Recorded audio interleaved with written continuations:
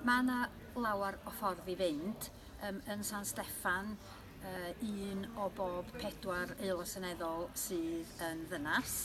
Mi ydyn ni'n Blaid Cymru yn falch mai dynas ydy arweinydd yn grŵp ni yn San Steffan. Mae'r sefyllfa dipyn bach yn well yn fan hyn yn y cynulliad, ond mae pethau wedi disgyn yn ôl ers 1999.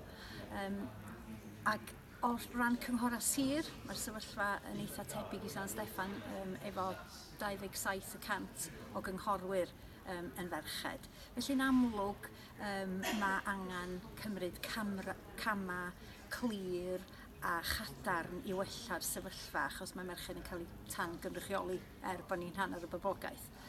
Ac mae Plaid Cymru'n ddiweddar wedi mabwysiadu mecanwaith sydd yn golygu mai dim ond merched fydd yn gallu cael ei dewis i sefyll fel ymgeiswyr mewn etholaethau lle mae gennym ni obaith o ennill. Yn fy marn i ac y marn Plaid Cymru, mae rhaid cymryd y camau positif yma cadarnhaol mwyn symud pethau ymlaen, neu fydda ni'n yn unfan am flynyddoedd i ddod.